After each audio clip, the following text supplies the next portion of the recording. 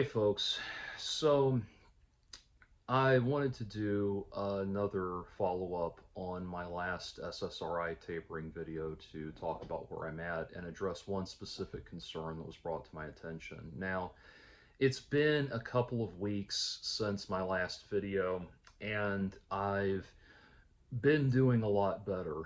I have it turns out, so I've been doing a lot more of my own research, and if you haven't watched the preceding videos in this series, I invite you to do so that I don't have to go into great detail.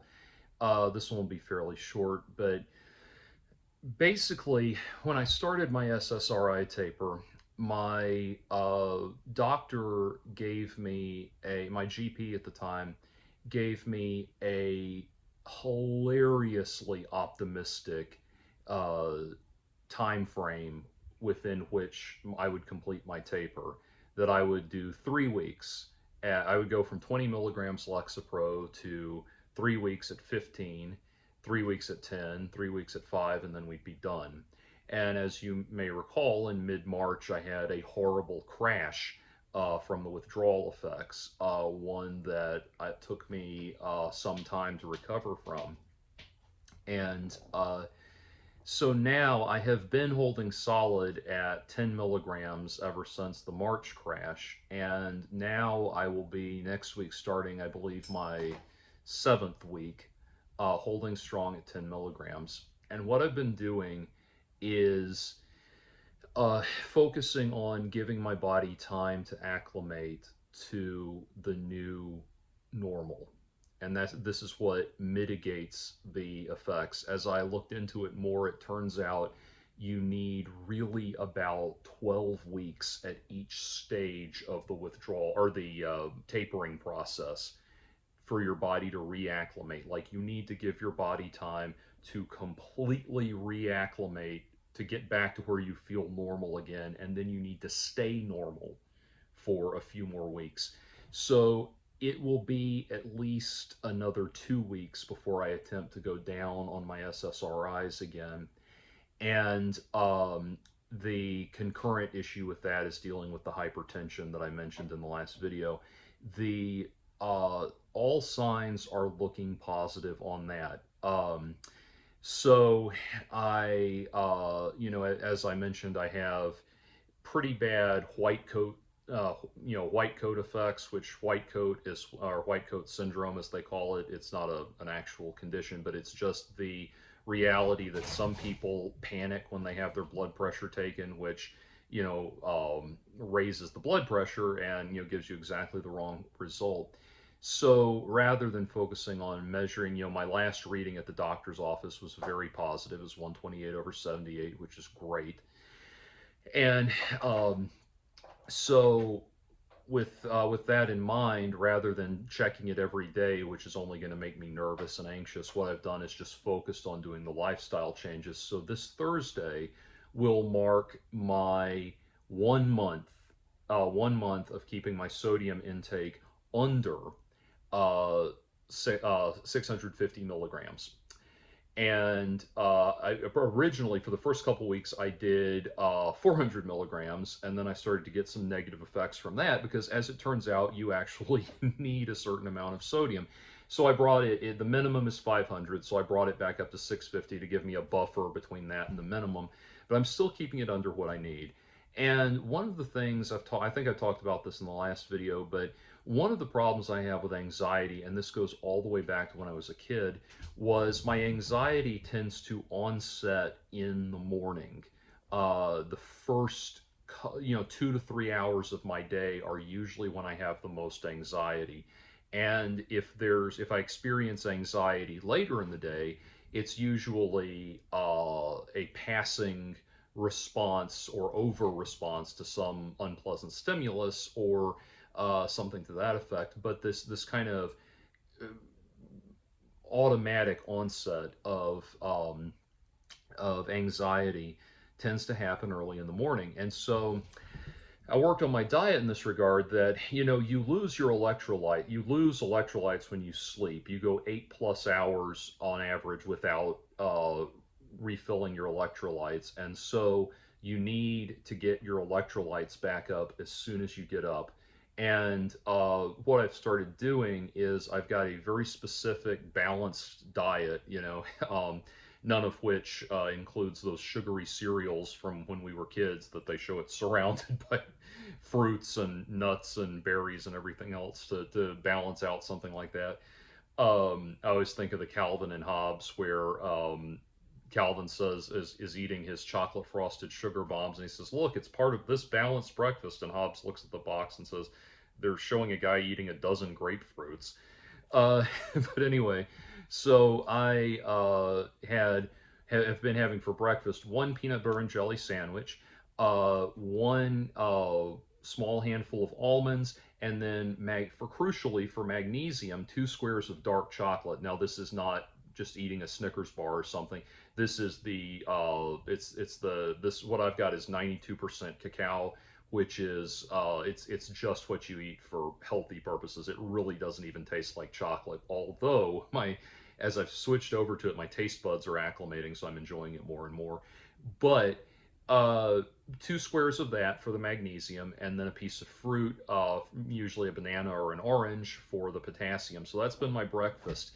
And on top of that, I'm usually having one Sargento cheese stick and a Yoplait for lunch, and then vegetables with a single piece of meat, usually all natural chicken or salmon. And yes, I've been checking the sodium content of those.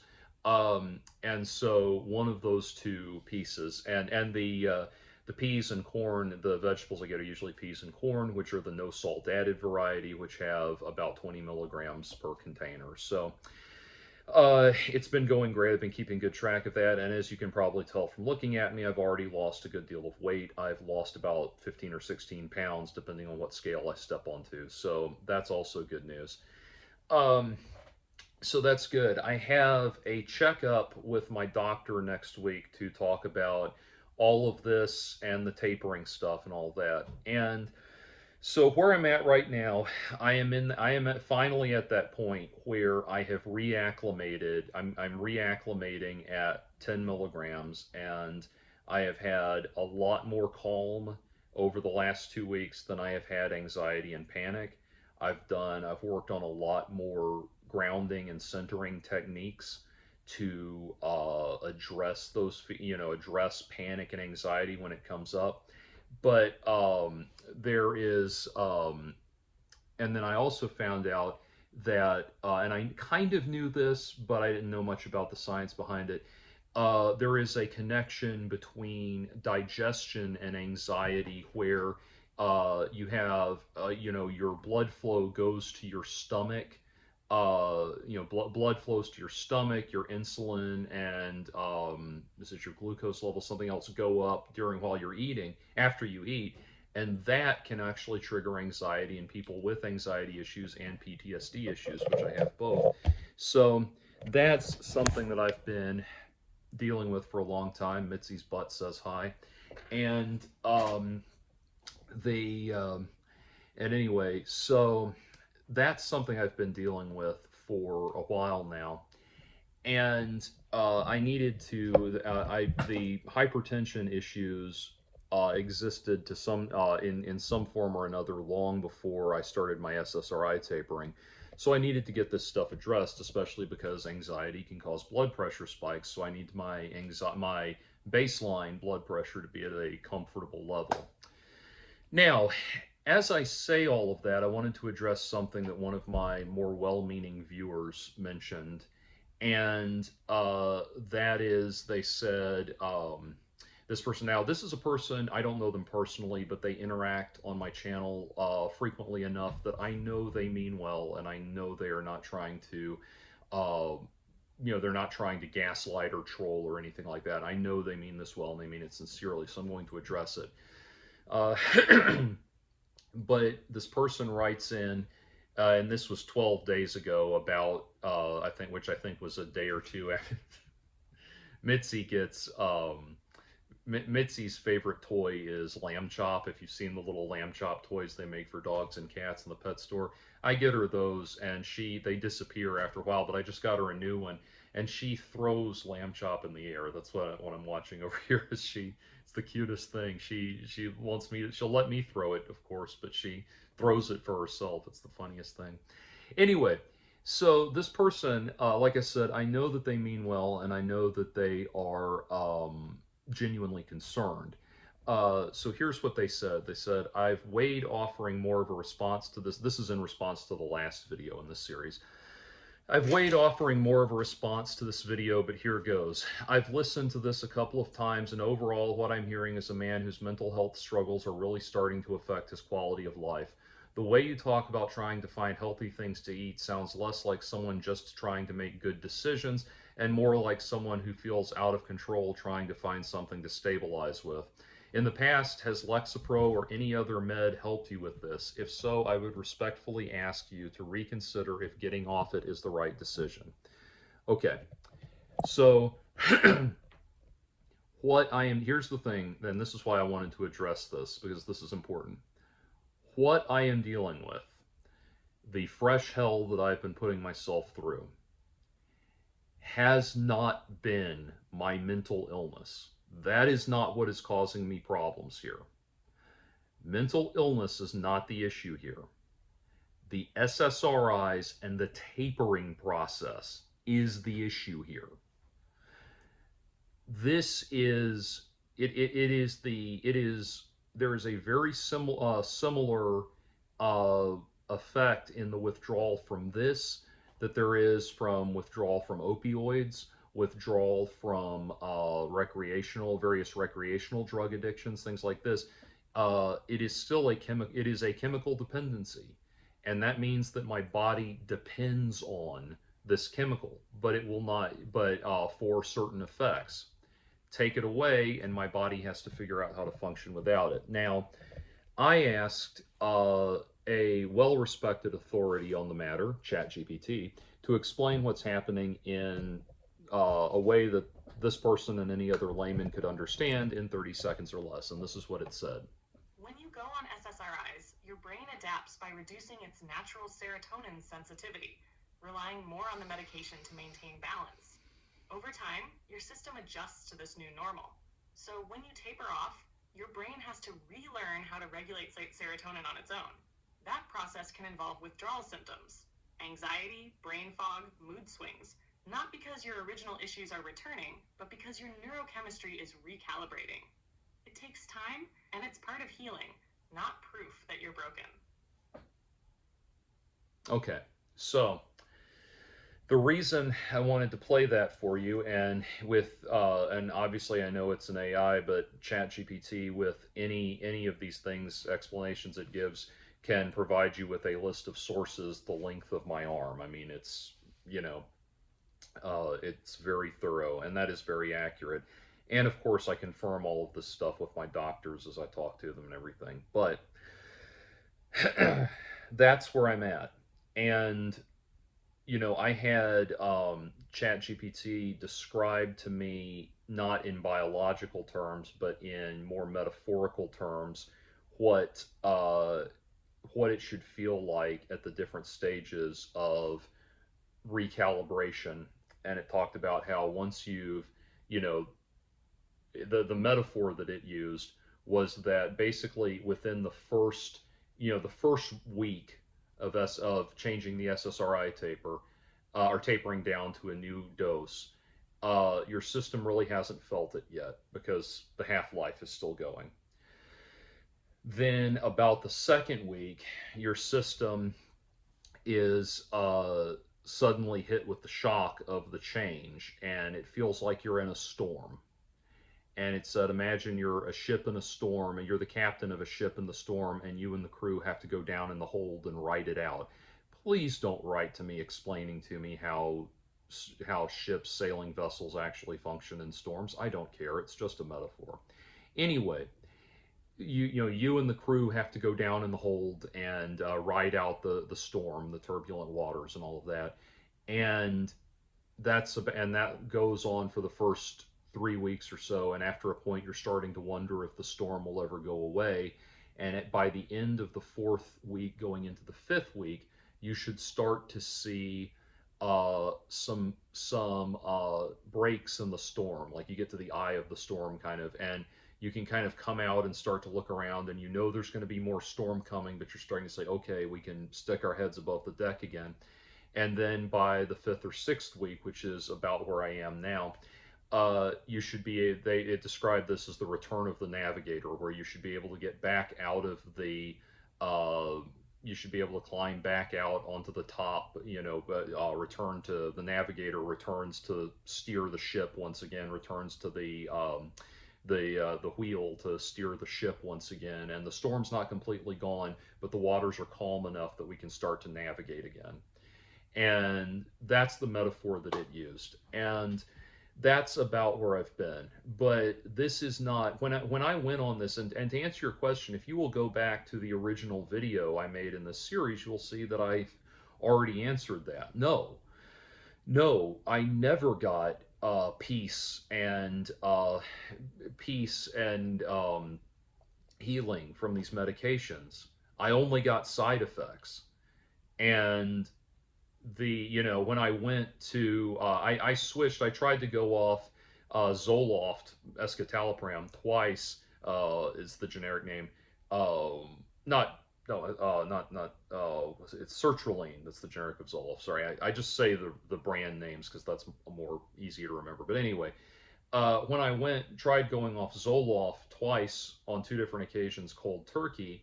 I did so because I was dealing with sexual side effects and I was like, this is not worth it. I'm not getting anything out of it. And so my both both times I had to go back on because it was just getting to be too much.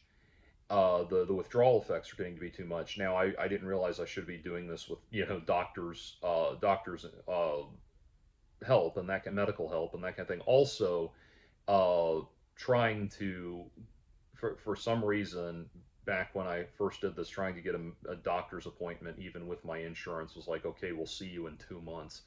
Anyway, um, but I got to, and there were other. That's not the only one. That was the catalyzing factor. But there were other ones that I had to deal with. Other side effects I had to deal with too, like the brain fog, like difficulties with short-term memory and things like that.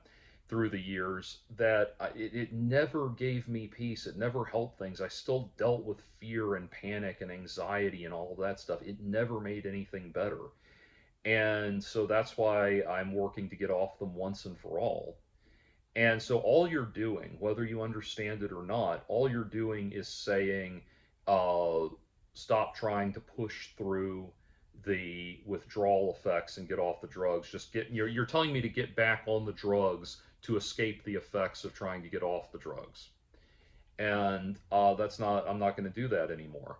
I am not going to continue, I'm not going to continue devoting whatever good years I have left in my life, in addition to the good years I've already devoted, to these drugs that just gatekeep me from enjoying life. The thing you have to understand about what these medications do, and it's very, no offense, but it's very clear to me that you've never been on them or you would probably understand what it is better. Imagine there's a person screaming in your face at the top of their lungs. Well, that's very unpleasant and you don't like it. So what taking the medication does is it essentially takes that person and puts them outside in the front yard. Well, that person is now still screaming. They just seems like they're further away. And the metaphor I'm using there is that the underlying problem, what is causing those issues, which is for me is things like long-term trauma, inadequate coping skills with things like autistic overstimulation and things like that, things that I have been working on learning to cope with and deal with through the years. Um, what it's supposed to do is give you an opportunity to kind of collect your thoughts and start addressing these problems proactively so that when you go back off the medication, the person is no longer, the hypothetical person is no longer screaming at all, rather than just increasing the distance away that they are, if that makes sense. And see, the thing is, what these medications do is they take all the good stuff and put it outside too. All the stuff that you would want to have close to you. Imagine like your child wants to come hug you and say, "Daddy, I love you." I don't have kids. This is just a metaphor, but wants to hug you and say, "Daddy, I love you," and you can barely hear them. It's like you can hear them saying "I love you," but it's like you're listening on an old timey two handed Andy Griffith phone to them saying it in another country as the operator is connecting the call back and forth. I mean, the the difference. And so I should never have been on them as long as I was. I wrongly assumed that I would need to be on them forever. Now, as I've gotten off of them, there have been, or I'm working to get off of them, there have been some things, some patterns of rumination that I've had to deal with that have come back. But I've worked on kind of mentally grounding myself and not engaging with them, which again is something that I had to do while I was on the SSRIs. Uh, so I, still had to do while I was on the SSRIs. So now that I know how to do that and I know how not to engage with those things, I can get out of those ruminating thought patterns a lot better than I could when, it was 20 years ago. And, here's the thing to this person. I have, one of the reasons I'm doing this publicly now is because in the past, when I've tried to go off my medication and had these failed attempts, people have started to notice things seem to be off with me and wondering what was wrong, and they send me concerned messages and that kind of thing. And then also, while I am loath to acknowledge that such people exist, you also start getting the trolls, the people that are wanting to poke at you because they're hoping to see you have, they're hoping that they can poke at you because you'll have some wild Chris Chan outburst that they can all point and laugh at. And I made up my mind that, for a very, very long time, I resented all of the people who came and told me that you compared me to Chris Chan just because he and I are both on the autism spectrum. And I decided, you know what? No, I'm going to own this and I'm going to be public about it and I'm going to be open and honest about what I'm going through. And I'm not going to try to act like things are okay when they're not. Because trying to act like things are okay when they're not is one of the things that creates those cycles of anxiety and depression. Acknowledging and getting in touch with the real problem is what helps. And that's what's happening here. So I say all of that to say that no, it's not that I'm going off my medication and I'm going to somehow turn into some Mad Hatter crazy lunatic or something like that. That is a very old and very um, unfortunately deeply ingrained but very outmoded understanding of medication and what it does. It's going off of it is not going to turn me into some non-functioning cretin or something like that, or non-functioning person, I should just say, to avoid the value judgment. That's not what would happen. I functioned for 20 years, 20 plus years of my life, well, about 21, 22 years of my life without the medication. And now the goal is to return to that and address the problems that I was dealing with back then in a more realistic and practical cognitive behavioral modification way rather than just putting myself on these gatekeeping drugs. And I'll close with this. One very positive thing has happened, or a number of very positive things have happened. Uh, One of which has been that my sight reading has improved. In my business, in my line of work as a musician, I need to be able to sight read.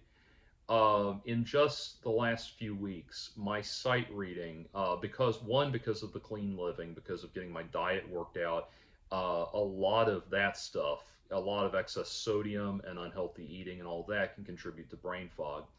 But that coupled with leveling off, reaching this comfortable plateau as I'm stepping down the mountain of SSRI tapering, uh, has my sight reading has been improving exponentially. I mean, I'm not to brag; it was already good. But what I'm saying is, like, there's been a lot less, um, a lot less conscious processing of what I'm doing, and a lot more just automatic uh, engagement with the music and that kind of thing. So that's where I'm at, and I am not out of the woods, but I this is not me being so stupid as to pointlessly send myself off the rails on a crazy train. This is going somewhere, and it's going somewhere good. Um, but yeah, I just understand. No one, no one more than me understands what I'm going through. I have talked on my channel about an individual who I know who has been stalking the same woman for the last almost 24 years now. So, coming up on a quarter century, he's been stalking the same woman. He is probably, or he has, you know, multiple restraining orders and a stint in jail have not convinced him that she is not interested in him. He truly believes that God has preordained that they'll come back together. I talked about this video in a video I did on limerence and stalking. You should be able to look it up. But anyway, um, I bring him up because he is most likely probably an untreated schizophrenic. His everything in his behavior points towards some type of schizoaffective disorder. And I can't diagnose him. It's just I've asked different mental health professionals, and even described all of his symptoms to ChatGPT, and it all comes back with the same thing. Anyway, I use him because he is a deeply delusional individual who is deeply in denial about his mental health. He convinces himself that anyone who tells him all of these people throughout all the almost 70 years of his life who have been telling him he needs mental health care, he's convinced himself that they just don't know the connection he has with God, and that if they did, they would know that he's not the crazy one they are, and all of that stuff. And that is someone who is living in a tremendous amount of denial. He has created a hell for himself that he has no desire to get out of. And sadly, you cannot help someone who does not want to be helped. And the and so anyway, the reason I bring all of that up though is I decided a long time ago that I was going to use him as an example of what not to do in life. Like again, as someone once said that, Chris Chan is proof that you can speed run all of the bad decisions in life and still live into your 40s. Well, this guy is the same thing, only he's approaching 70. And so, I say all of that because I am not someone who's living in denial here. I am very keenly aware of what's going on in my body, in my my mental makeup and my physiological makeup, and I am working with not just ChatGPT is great for information and understanding, getting info on things, but as far as the actual decision making process, working with mental health professionals, doctors, and all of that. My doctor, when I go for my checkup, is probably going to give me a referral to one of their new behavioral health people.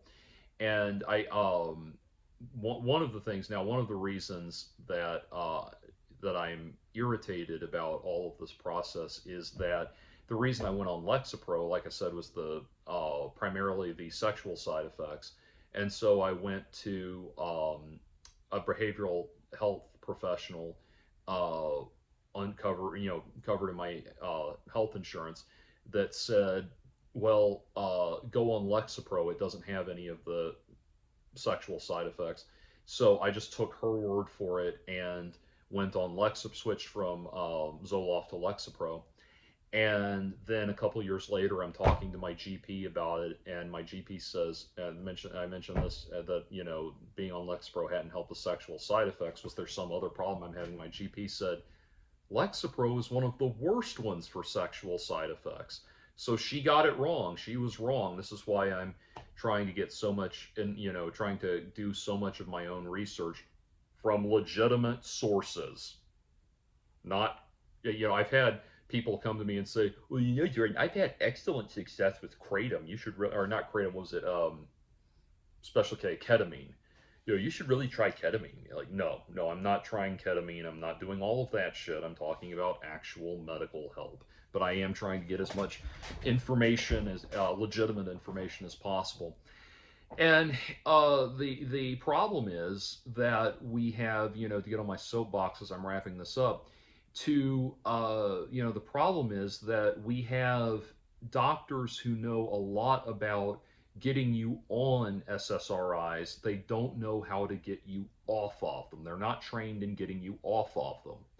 This is the same thing that's at the heart of the opioid epidemic. They know how to get you on the medication, they don't know how to get you off of it. And getting off of it is often very difficult and very precarious. There is a TED talk. If I think to do it, I'll link it below. There is a TED talk from a man that talks about getting off prescription opioids that is absolute hell just to listen to. And I have had a milder version of what he's going through, but still I can very much, or what he went through, but I can still very much relate to it, especially the jitters. Like, the word jitter falls so far short of what's actually happening. It's like you feel like you're hooked up to a car battery. It's insane. But anyway, um, but that's the problem, and that's I am unfortunately one of many millions of people who are dealing with this kind of prescription mania that we have going in this country now. I will say, of course, people will write in and say, "Well, Jordan, I don't understand how it can be that you acknowledge that there's a problem with SSRI medications in this country, and yet you are opposed to RFK Jr. Why is that?" And I'm not going to explain that to you. You need to look within yourself and try to understand. Try to, if you still support any Donald Trump and his administration at this point, you are the person with a problem. You really do need help, and I'm not saying that lightly. And I'm sorry, but just because the Venn diagram between me and RFK Jr. overlaps on exactly one issue does not mean I am so stupid and foolhardy as to go racing great guns in support, go whole hog great guns in support of Captain Brainworm. So, anyway. But that's where it's at. This went longer than I intended it to, but I wanted to give you guys that update. I have had a couple of really good weeks here as things have leveled off on the 10 milligrams. I'm going to stay there for at least 2 more weeks, and I am not looking forward to going down to 5 milligrams or going off it completely. I'm looking forward to 12 weeks after I've been off of it completely. That's going to be great. Which will be sometime, I think, in December if I stick to my revised schedule. But anyway, I will talk to my doctor and find out where it's going from there. For now, things are looking good and they're stable. So, positives all around.